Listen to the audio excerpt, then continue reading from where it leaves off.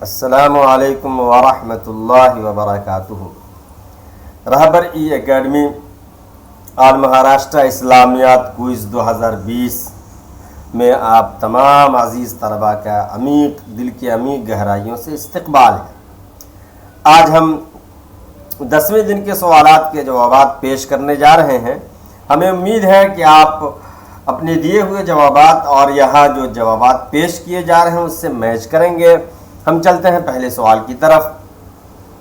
پہلا سوال جو آپ کو اسکرین پہ نظر آ رہا ہے وہ یہ ہے کہ حضرت ہود علیہ السلام کس قوم کی طرف نبی بنا کر بھیجے گئے تھے؟ اس کا آپشن ہے قوم سمود، بی قوم لوط، سی قوم عاد، ڈی قوم تبع۔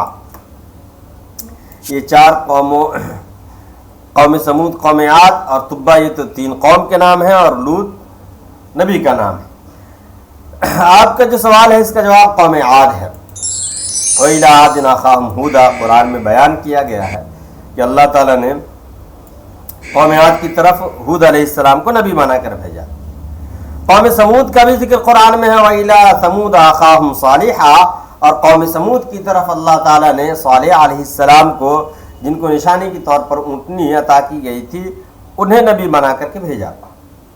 قوم لوط کی طرف لوط علیہ السلام کو، جو ابراہیم علیہ السلام کے بھتیجے بھی تھے، ان کو نبی بنا کر بھیجا گیا۔ قوم تبع کی طرف کس نبی کو بھیجا گیا تھا اس کا ذکر قرآن میں نہیں ہے، البتہ تواریخ میں اور دیگر کتابوں میں قوم تبع کا ذکر آتا ہے کہ قوم تبع یہ قوم تھی جو نبی پاک صلی اللہ علیہ وسلم کی پیدائش سے کئی سو سال پہلے اس علاقے میں رہا کرتی تھی، اور مدینے سے ایک بار اس قوم کا گزر بھی ہوا تھا۔ اور بعض تواریخ میں یہ بھی ہے کہ انہوں نے لیٹر وغیرہ بھی، خط بھی لکھا تھا نبی کریم صلی اللہ علیہ وسلم کے نام۔ بہرحال قوم تبع ایک قوم کا نام ہے۔ ہم آگے چلتے ہیں سوال نمبر 2 کی طرف۔ بچوں کو بہلانے پھسلانے کے لیے جھوٹ بولنا کیسا ہے؟ اے ٹھیک ہے، بی کچھ حد تک ٹھیک ہے، سی کچھ حد تک بولنا چاہیے، ڈی جائز نہیں ہے۔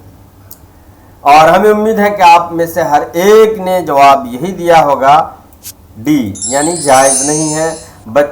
بچوں کو بہلانے پھسلانے کے لیے یا کسی بھی طریقے سے اسے منانے کے لیے جھوٹ بولنا کسی طور پہ جائز نہیں ہے۔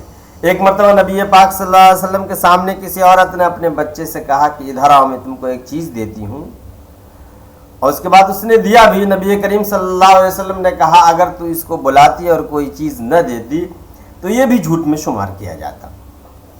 آگے چلتے ہیں سوال نمبر 3 کی طرف۔ سوال نمبر 3 میں یہ کہا گیا کہ اللہ نے اس کے مال و اسباب کے ساتھ کس کو زمین میں دھسا دیا؟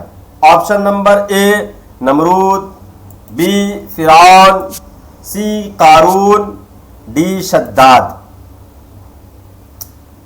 یہ 4 ایسے لوگوں کے نام آپشن میں دیے گئے ہیں جو تاریخ میں بہت مشہور ہیں، منفی خیالات اور سمجھیے کہ کافروں کی فہرست میں اونچے پیمانے پہ اور نمبر 1 پیمانے پہ ان کا نام آتا ہے۔ بہرحال آپ کا جو سوال ہے کہ مال و اسباب کے ساتھ کس کو زمین میں دھسا دیا گیا تھا، تو جواب سی ہے، یعنی قارون کو دھسا دیا گیا تھا۔ البتہ نمرود یہ بھی ایک ظالم و جابر بادشاہ تھا جو حضرت ابراہیم علیہ السلام کے دور میں تقریباً یہ تھا، اور فرعون کے بارے میں تو جانتے ہیں کہ موسیٰ علیہ السلام کے زمانے میں تھا۔ ایک بات میں بتاتا چلوں کہ فرعون بادشاہ جو ہوا کرتے تھے مصر میں، اس کے القاب ہوا کرتے تھے، یہ لقب ہوا کرتے تھے فرعون، ورنہ اس کا نام رعمسیس تھا۔ اس لیے فرعون کی جمع فرعونہ بھی آتی ہے کہ بہت سارے بادشاہ گزرے تھے، القاب ہوا کرتے تھے۔ تو یہ فرعون جو ہے موسیٰ علیہ السلام کے آنے سے پہلے بھی کئی فرعون تھے۔